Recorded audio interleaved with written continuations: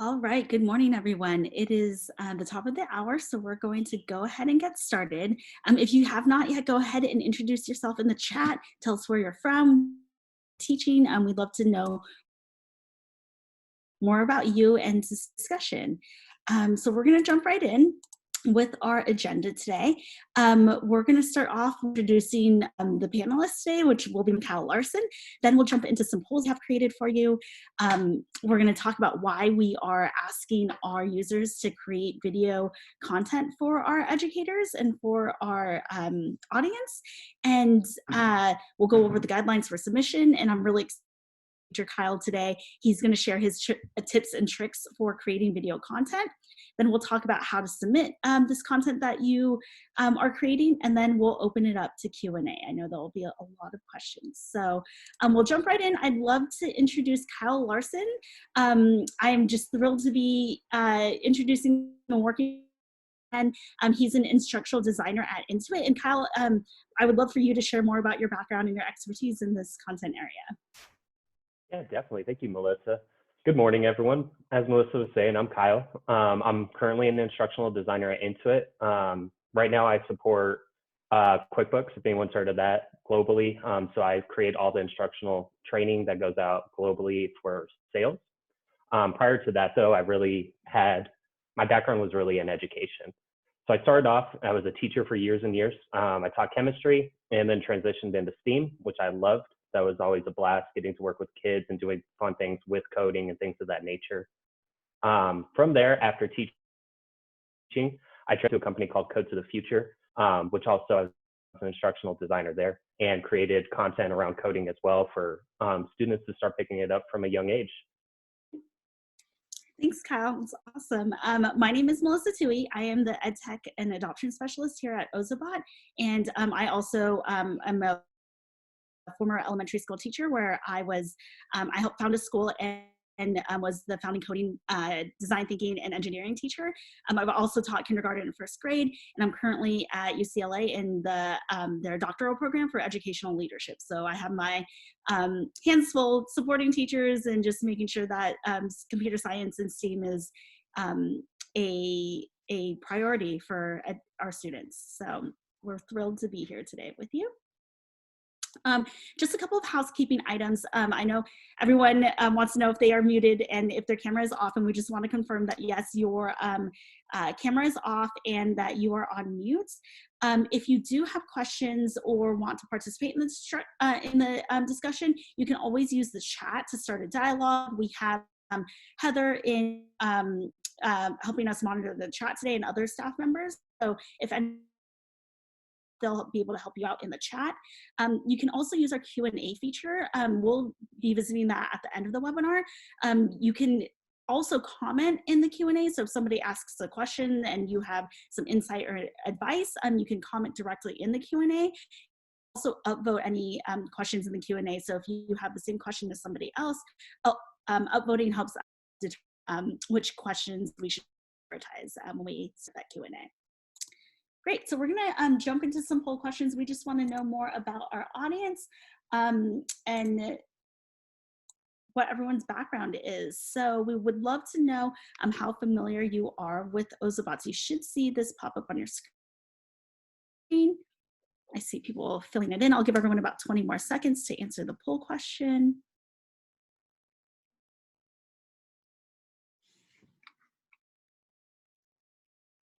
About 5 more seconds.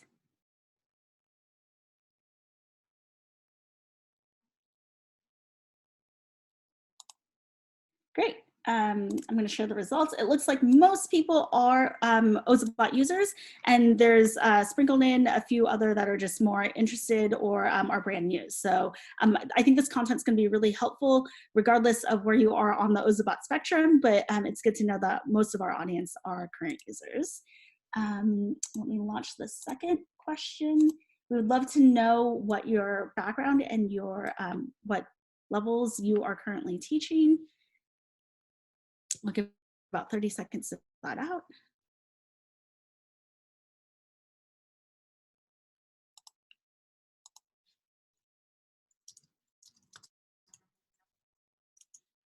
About 10 more seconds.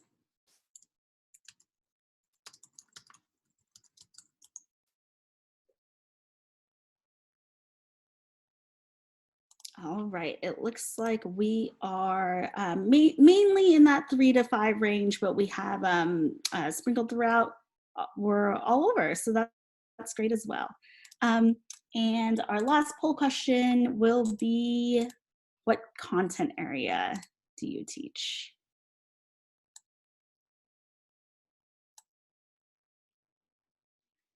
I'll give everyone about 25 more seconds to fill that out.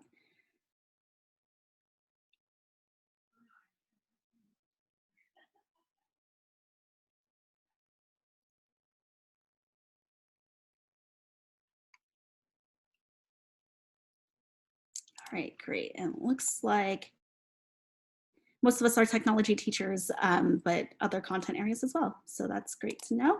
And we'll jump right back into our presentation. We're going to jump right into why we decided to launch this initiative. With the COVID-19 situation, a lot of educators have found themselves in very interesting situations. They're either teaching remotely or they're delivering instruction in other ways that are not traditional. So a lot of educators in past webinars or have reached out directly to us as a team. They've asked for more support in being able to deliver content in more untraditional ways for their students. So we're trying to leverage our community and all the amazing educators in our community to help support one another. We know that teachers know their students best, and we want to provide a platform for you to share ideas, to share lessons, to share instruction with one another. So that is why we've started this. What we are going to cover today is how to create an instructional video, best practices around it, and how you can begin to do that yourself and share with us and other Ozobot users. So the minimum guidelines when it comes to what we are looking for in these instructional videos are a clear objective or tasks for your students. They should understand, whoever's viewing the video should understand what is being expected of them at the end of the video, and there should be instructions to complete the task. So guiding users through what works is very important as well. If we're focusing on, or when we're focusing on computer science, sample to give to the user who is watching the video is very important as well, so that they can follow along. Having an example of a solution is also very important, because we don't want to leave anyone hanging. We don't want students to think, oh, did I do that right or did I do that wrong? I'm not really sure. So providing a solution is also very important. And something that's optional, if you want to pose an extension or a challenge using what they have learned in the video, that could be an easy way to engage students further past your video. So just some quick pro tips that I was thinking about when putting this together. If you don't know where to start, follow an I do, we do, you do model. So again, the we do and the you do is a little bit more loosey-goosey in this situation because your students aren't with you or in front of you, but I still pretend like they are.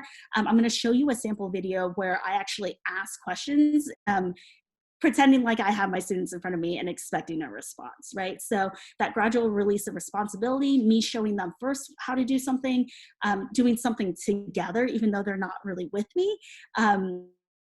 I pretend that they are, and we do something together, and then I set up the foundation for them to achieve something on their own. And you'll see that in my sample video that I'm going to show next.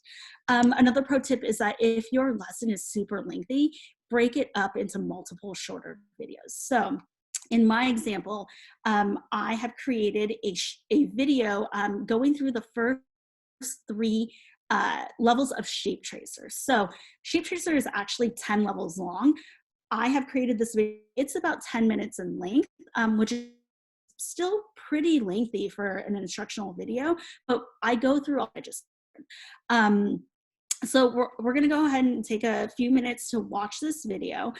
In the chat, I'd love you to comment on what makes this video student friendly. I do want to preface this with I am not a professional video expert, so I am not perfect in this video, but I think hopefully that makes it relatable, because we're not expecting perfection or, you know, Hollywood edited and designed type of video coming from educators who that might not be your specialty or your background. So again, I'm going to play this video. Comment on what makes this successful and easy for a student to use in the chat. Hi, everyone. If you're here today, we are going to go through. I'm so sorry. I just want to make sure, Kyle, are you able to hear the video, or do I need to share? Nope, I was able to hear it. Okay, great. The first 3 stages of Shape Tracer 1. So the first thing you want to do to get to Shape Tracer 1 is to go to ozobot.com on the Ozobot website. We're going to click on Create right here. Once you click on Create, it's going to take you to a new web page, and you're going to click on Games. Once you click on Games, if you scroll down, you'll see Shape Tracer 1 and Shape Tracer 2. Today, we're going to be working on Shape Tracer 1, and we'll be going through the first 3 stages of Shape Tracer 1. Now, I'm going to click on Shape Tracer 1 here, so it opens up, and we're going to go through levels 1 through 3. And don't forget that you can pause this recording at any time if you need to catch up, if you have any questions, if you want to go back and replay the code, use that pause button so that you can do the best coding you can. Great, we're going to go ahead and get started. With Shape Tracer, you'll notice that everything, all the directions are up here where the goal is, okay? And it'll tell you exactly what to do. The goal is to get our bot to trace this color and this line. We have all the blocks we need over here on the left, and we're going to actually program our bot to do that. Some quick tips to keep in mind. If you see these 2 little bumps, those are the wheels that sit behind the bot and push the bot. So if you look at the wheels, that's the back of the bot. The opposite side is the way it moves forward. The other way you can test it, if you ever get confused, is you can grab a move forward button. If you run it, you'll see that the bot moves in a forward direction, and that's how you can figure out which way is forward. So now I'm going to restart this, just so we can start from the beginning. I want to get my bot from here to here, but first it needs to turn green. So I'm going to click on Set Light Color. So I went to Lighting Effects, I pulled out a Set Light Color, but this has it set at red. I need it to be what color? That's right, it needs to be green. So I'm gonna click here, I'm gonna select green.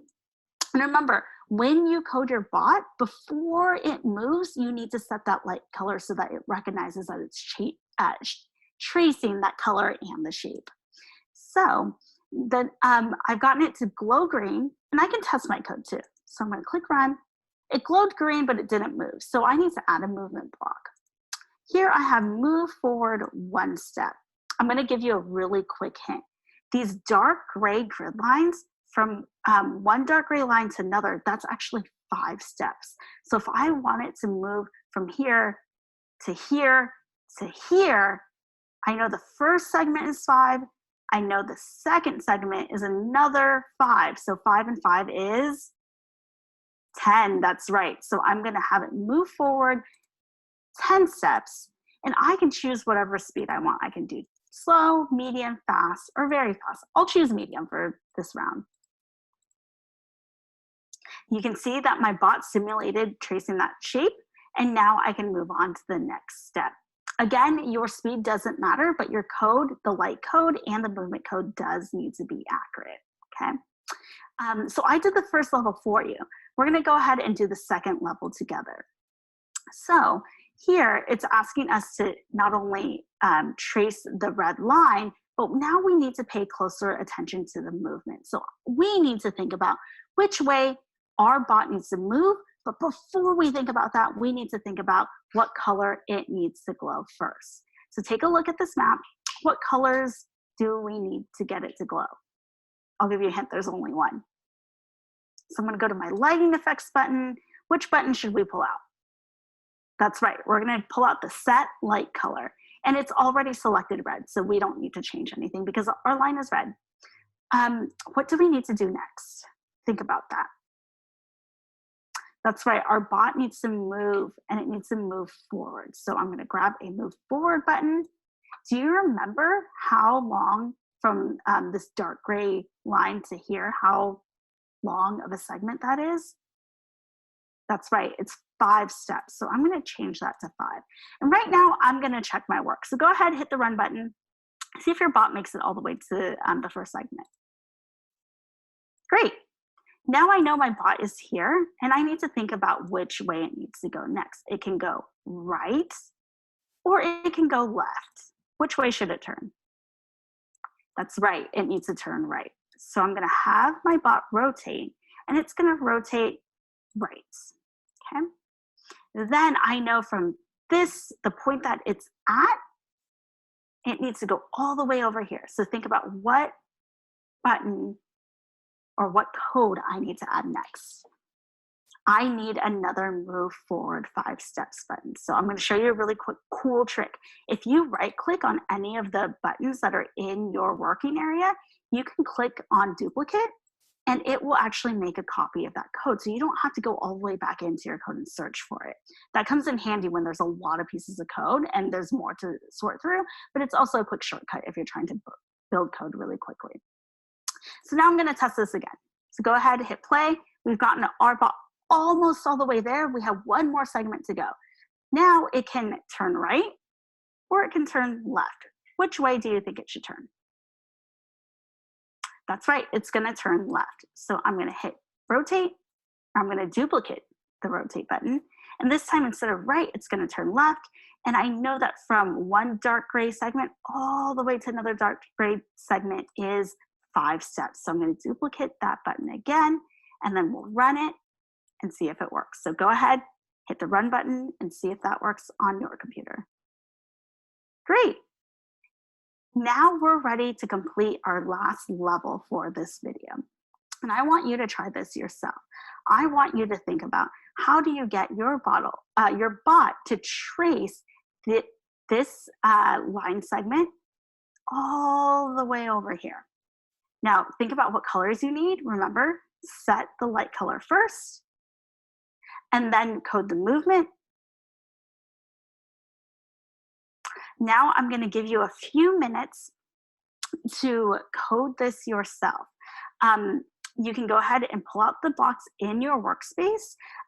On this video, I would recommend that you click pause so that you can pause and try this level yourself. And then when you're ready to find the solution, go ahead and press play. So I'm gonna pause right there. It's now Melissa live and not video Melissa. What I did was I created a 30-second gap there for kids to be able to pause so that they could try it themselves. I'm gonna fast forward really quickly and we'll just watch the very beginning of the solution, but the solution is very similar to the first 2 steps that you saw. I walk through every single step and explain my thinking as I'm reasoning through the code.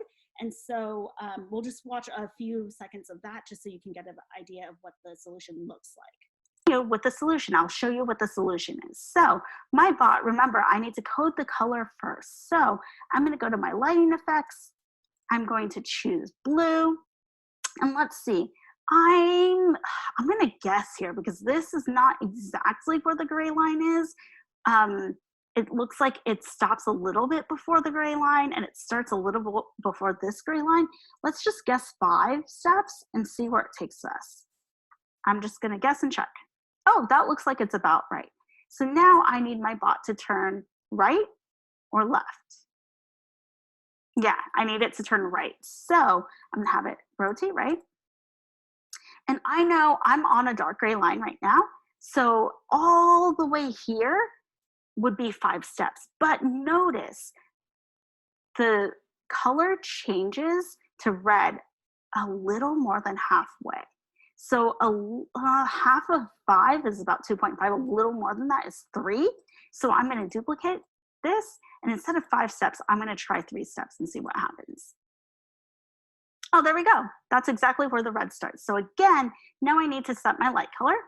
And instead of blue this time, it's going to be red.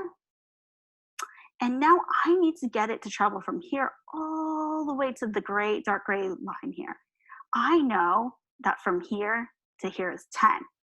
I also know that from here to the end of the blue line is 3. I know 3's partner to 10 is 7. So if I have it move 7 steps, it should get me all the way to the dark gray line. So I'm going to duplicate this button again. I'll change this to 7 steps. And let's try it and see. Let's see if I get all the way over to the edge.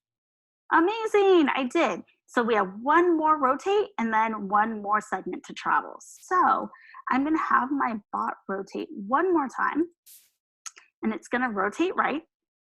And then it needs to travel this last segment. And I notice that the last segment is the same length as the first segment. If I go back into my code, I notice that my first segment, that distance that it traveled for that first line of blue, was 5 steps. So this red segment should be the same. So I'm going to copy that, and pop that in, and let's try the whole code.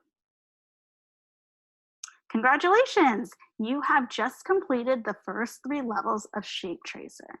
Come back again and we will go through the next few stages of Shape Tracer. Congratulations.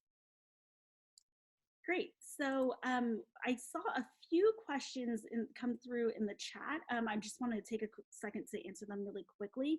I did use QuickTime on my computer to do a screencast of this, and then I had a little bit of help. Our creative team was able to do those overlays, but we do have some suggestions for you as a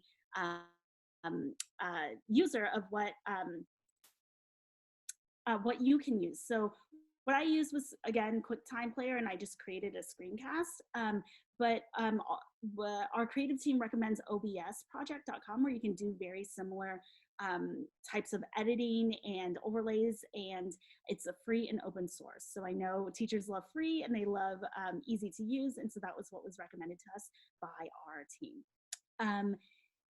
You can, with that video editing software, you can also do multiple cameras where you can use your front-facing camera on your computer. You can also use your phone or a tablet to film the bot if your lesson requires modeling with the bot. Kyle, I'm not sure if you're familiar with that software, if you have any comments on that, if you'd like to share anything. Yeah, no, I've used OBS before as well. It's a great open source software, like Melissa was saying. What I would recommend if you're going to look into it is definitely go in and just play around with it. You can't really break anything or hurt anything. Start running around, and if you need any extra help as well, YouTube has a lot of great instructional videos that can demo how to set it up properly. Thanks, Kyle. And actually, just going back really quickly, I do want to just quickly review that in that video, I was very intentional about making it digestible for students so that when they're following along, that the pace was quick enough for them to follow along, but they could also pause if they needed more time.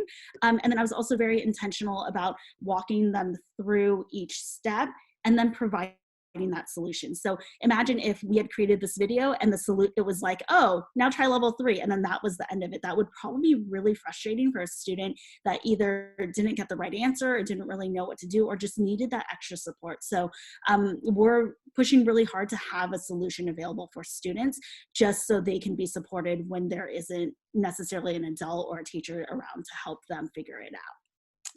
All right, we're gonna pass it over to Kyle. He has some amazing insight and content, and I'm just gonna hand it over to him. Awesome, thank you, Melissa. So I was starting to think about some video tips that I could share with everyone, because even with us at Intuit, we're transitioning more into obviously virtual training everywhere. We're not facilitating in front of a class anymore. So I started to put some stuff together just for us, and these are some things that came to the top of my mind when I sit down to create an instructional video. And this first one is 1 objective per video as a general rule. It's something I try to follow. Alyssa touched on it earlier as well. Generally, if you try to fit in too many different objectives into a single instructional video, the length really starts getting too long. So I was thinking about it, like an example would be if I am creating an instructional video on how to eat a peanut butter and jelly sandwich for lunch, I'm going to break it up into many different sections. So I may not do the entire, I definitely won't do the entire thing in one video. I'll create a video on maybe what utensils you need to get and how you're going to use them. Then I'll also make a video on my objective might be putting together the sandwich. Then I might have another video on actually eating it, and finally like cleaning up sort of thing. So I'll break it up to make sure that my videos aren't getting too long.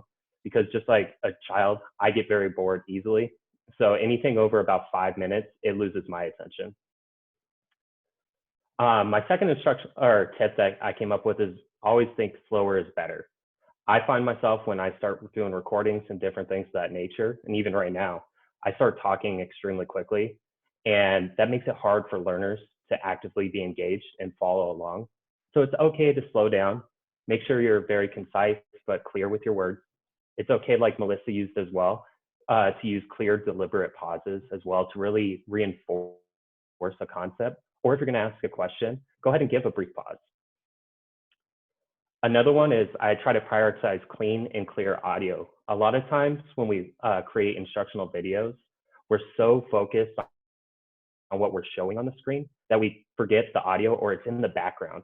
And then we come to find later that no one can really hear us, or there might have been background noise going on. If you're in an open room, sometimes echoes can be picked up as well. And that's all very distracting for the learner as well. So I try to make sure when I sit down to do a video that I'm in a smaller room, there isn't an echo. Hopefully I'm not going to have anyone, walking in on me and like talking or anything of that nature, just so the audio is crisp and clear. My fourth tip that I came up with as well is just plan your videos in advance. This is something I try to do all the time. And there's a few different methods to this. Like I would definitely have, your flow, kind of what you want to show. And we're going to get into this a little more on my next slide. But, definitely have a plan going into it. So that way, what direction you're taking it. Like if we think back to Melissa's video, she knew she wanted to go through the first 3 levels. So she knew exactly, all right, I'm gonna get into the software. I'm gonna show how to get there. And then we're gonna start 1, 2, 3, boom, we're done. Record in small segments. This is a huge one for me because I don't know if you guys are like me, I will fumble my words all the time. So if I have a 10-minute video and I'm gonna do it all in one go, chances are at 9 minutes and 30 seconds, I'm gonna mess up and have to start it all over again, which can be a real pain. So I try to record in smaller segments. So I might have done, like if we think back again to Melissa's video, maybe I would have done just the portion of getting into the website and where to go first. So that's like a small chunk, maybe a minute, minute and a half. That way, if I mess up, I only have to do a minute and a half of recording again. And then from there, maybe I would have done one full segment of level 1 and so on with the next 2 levels. A big one is do not overdo your editing. This is huge.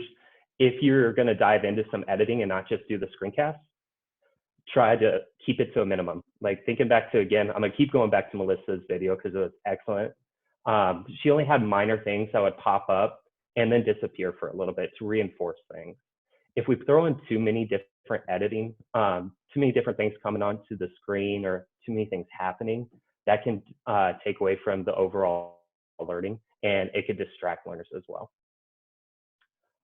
Finally, be mindful of your background. This is something I'm sure we've all seen in different, especially now, different Zoom meetings or things of that nature.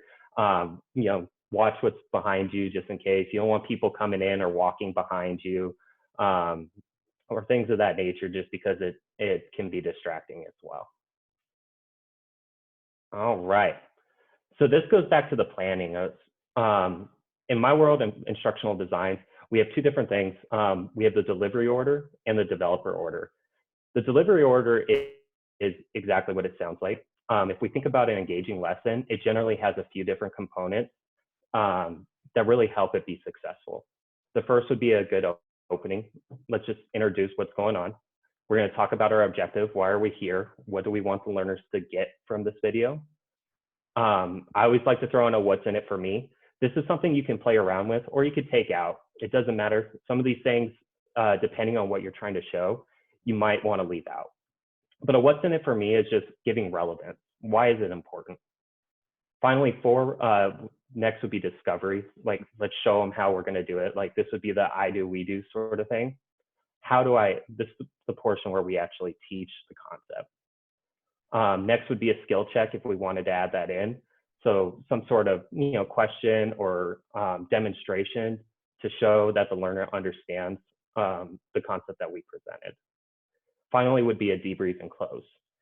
And the reason I put this up here first is A lot of times when we sit down to create an instructional video and start planning it, we think we should plan it in this order. We should start with an opening, go to an objective, all the way through debrief and close.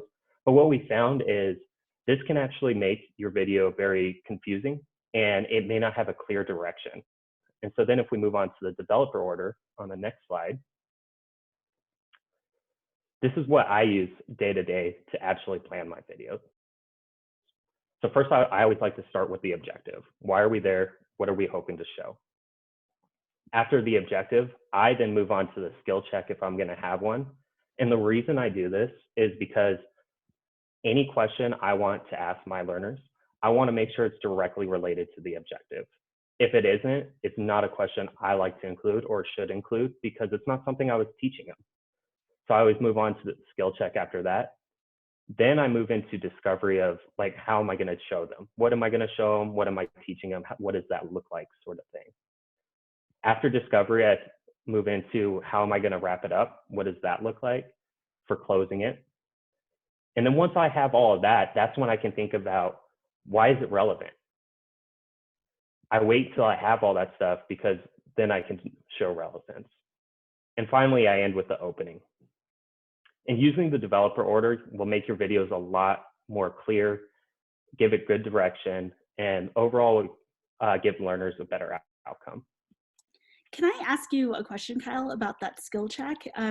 You got me thinking, and I know as educators, like we're so like trained and focused on that in the context of a classroom when we're engaging with students and we're able to do that skill check quite easily in the classroom context. Can you talk about any particular examples of what that looks like through a video when we don't have that face-to-face interaction with our audience? What would be like examples of effective skill checks?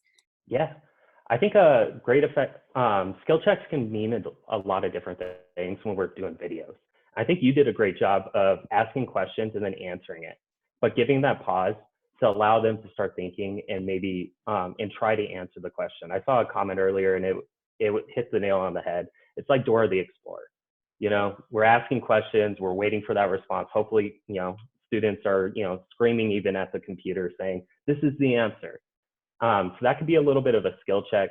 Other things I like to do is, depending on what technology is available, I might even ask them to, you know, send me a message for a skill check. Like, hey, after this, why don't you send me a message of answering a certain question? Or, you know, a lot of people have access to telephones these days. Sometimes I might ask them to take a quick video. In this case, maybe you take a quick video of your robot now doing it and send it on over. Let's submit it and share it together. Maybe you discovered a simpler or more complex, different way of doing it. Go ahead and, you know, take a screenshot or, you know, different things, describe it to me and just send it on over. So those are different ways I'll utilize skill checks within my videos. I love that. Thank you so much. It helps clarify and give context and like clarity around how this is more easily implementable, right? Especially with the current situation and context. Yeah. A lot of educators are in. So, all right, great. On if this is something we're hoping you're excited about this, we're hoping. I saw some comments in the chat that it seems like some educators are already thinking about creating this content for their students. So the best way to submit once you've created your content is to upload your video onto YouTube and then email your link directly to me, melissa@ozobot.com. And that way you'll be entered into our competition for a classroom kit giveaway. So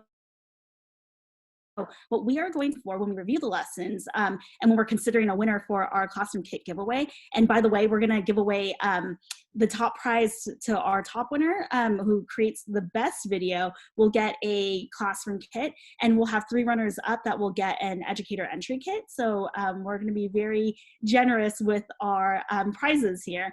But when we're reviewing the lessons, we will ask, could a student complete the task or activity independently? We'll also ask, is the activity engaging? And does the length of the video make sense? So again, my shape tracer video was on the lengthier side. It was 10 minutes, which depending on the age and the focus of the student that's watching it, too long, or it could be just right, or it could be too short. But as Kyle said, shorter is probably better. So probably around 5 minutes is ideal. If you have a lesson that is longer than that, we recommend breaking it up into small. We will also look at creativity. If there's a potential solution or outcome that's provided. So if there is no, this is the right answer and this is the code, are you providing oh, your project might look like this when it's completed?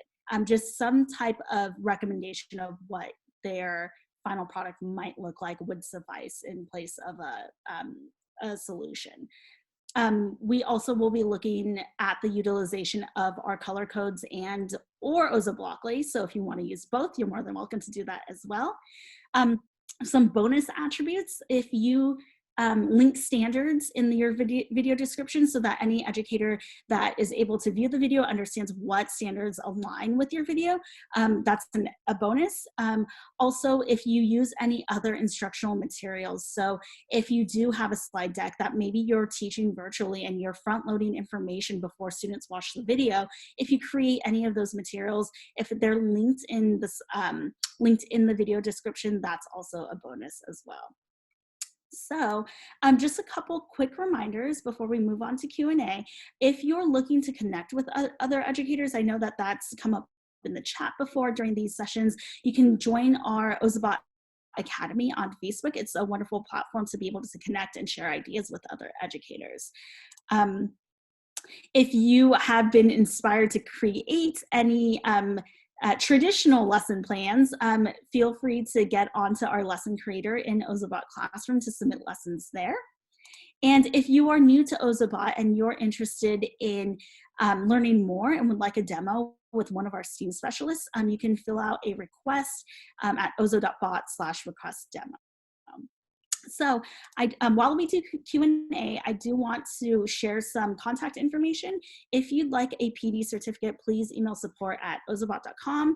Our YouTube channel has really great content. All our past webinars you can view on our YouTube channel.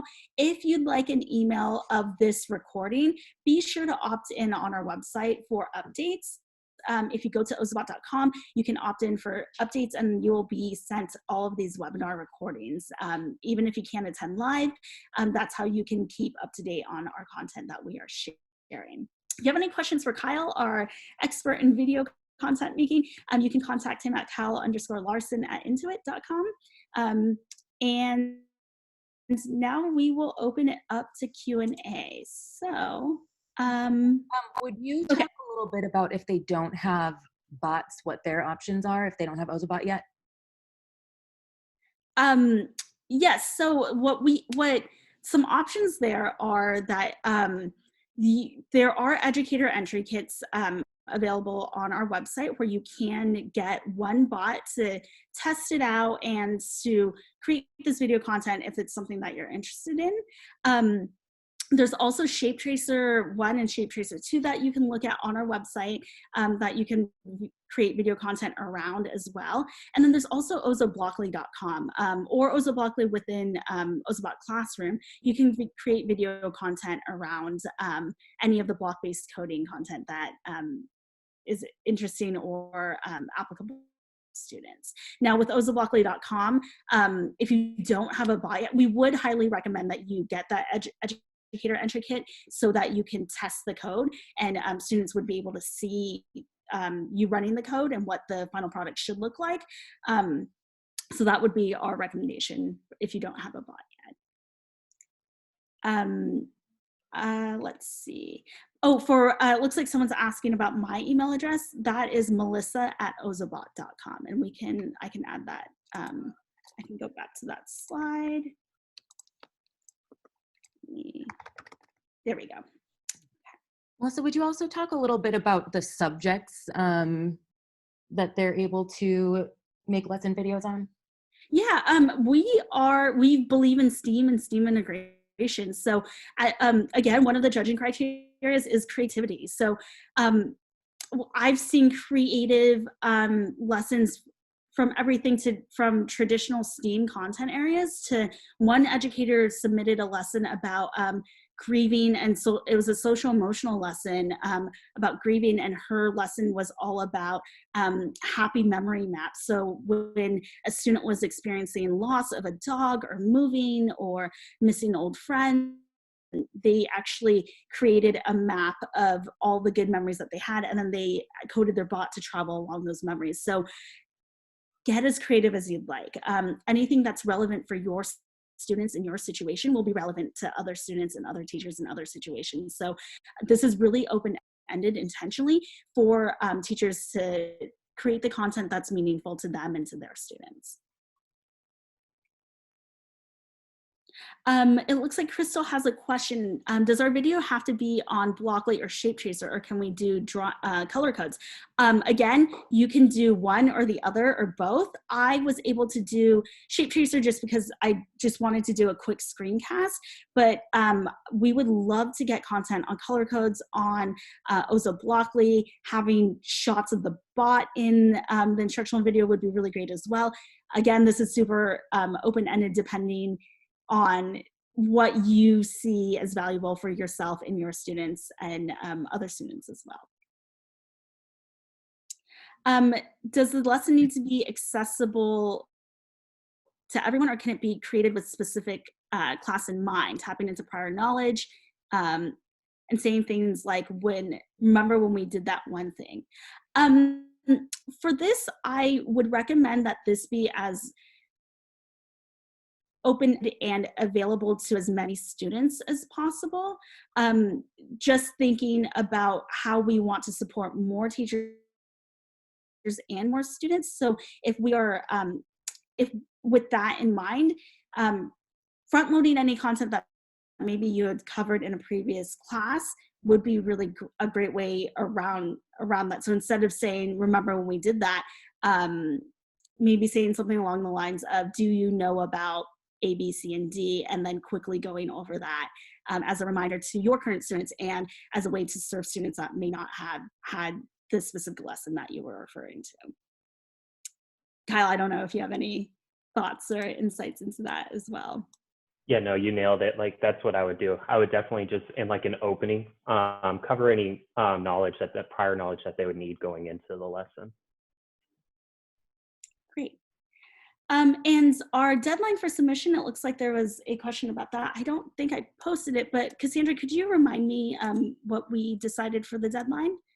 I believe it's August 1st. Let me double, in the blog post, which I'll post in the chat, it has all of this information if you don't want to wait until the webinar recording comes. Can I ask a question to Kyle? Absolutely. Kyle, especially when we're talking about doing color code lessons and the possibility that teachers might need to cut together something they record on their screen and a video that they take like on their phone or their computer, do you have any tips for the novice editor? Yeah, so there's a few different ways around this or tips that I would use. First, if you're, you can get away with creating videos without doing any editing. It just takes a little more planning. So if you plan it out correctly, you can just create a video just off screencasts and record it, and it'll be just as effective. So don't feel like you have to edit to make it a great video. Editing just is like the icing on the cake sometimes. Other than that, I would definitely utilize whatever software you have available. If you want, feel free to reach out. I can give, depending on what you utilize, I can give you some tips and tricks for those tools. But just remember to keep it down to try to keep it to a minimum, because you don't need to overdo it. But otherwise, yeah, I think the big thing is like, just don't overdo it, and you don't have to if you don't want to. And I will piggyback on that and just say my shape tracer video, I did it all in one go. And so it made things a little bit trickier because I felt like I had one shot to do it, just because I'm not as comfortable with editing, to be quite honest with you. And luckily I had I have a creative team that I can ask for help if necessary. And so they were kind enough to put in those extra jazzy little pieces, but I wanted to have them do as little work as possible, if that makes sense. But I do appreciate Kyle's comment about breaking it up into smaller chunks, because that would have made me feel a little bit more confident with what I was recording and not feeling like I needed to, everything needs to be perfect in that 10 minutes of content.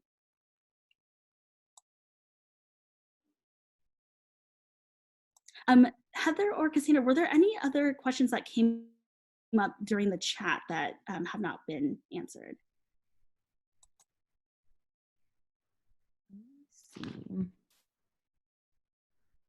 And if anyone, while I'm looking, if anyone has any remaining questions, they can feel free to put it in Q&A. Can I jump in real quick? Actually, I Yeah. wanted to do a quick call out, just going off of that last question as well. There's some great comments in the chat right now, and that's definitely something you can utilize as well. Just as you're recording, you can pause and then pick back up again right away. So it all comes out still in one video and you don't have to edit anything. So those are some great call outs. I learned something new. I didn't know that you could do that.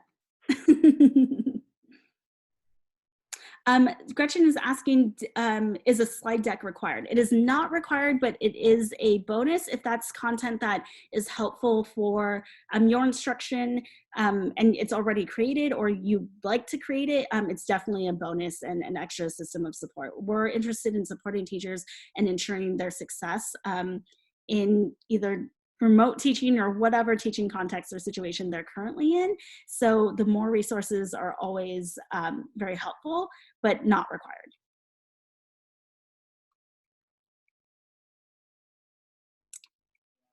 All right.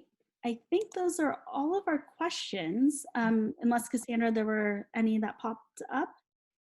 Maybe if we want to, people have been giving really good suggestions, and we gave the suggestion for OBS project, but maybe if we could just list so that everyone has in one place all of your favorite tools for editing videos, that would be great.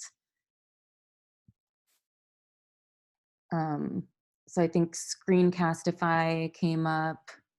Did you see any other ones in the chat, Melissa? Someone mentioned Adobe Spark. Yeah, Kyle, do you have any other suggestions for platforms? Looks like WeVideo came up. Mm-hmm. Yeah, those are the big ones that I've heard of as well that are free, which is nice. Mm-hmm. I see Edpuzzle. I'm not sure if that's free or not. But yeah, if we'll continue to update the blog post with, we'll update it with Kyle's excellent tips that he gave. And then if we find any other good resources on tools for teachers to use, we'll be sure to keep that blog post updated to support you guys as well. So I'm sure this can be useful not only for this, but for communicating with your students during distance learning. So. Absolutely. Heather asked a question, can we use a Google slide deck instead of, or Google Slides instead of a slide deck?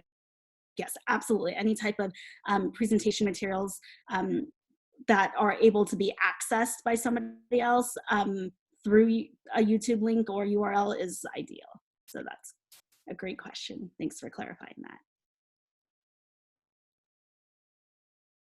Great. All right. With that, I'd like to thank Kyle again for joining. I really appreciate your expertise and your help. And I know our audience is very excited, was excited to hear from you and learned a lot. I learned a lot from you, so that was wonderful. And thank you everyone for joining us today. Thank you, Melissa. This was awesome. Have a great day, and we will see you all soon.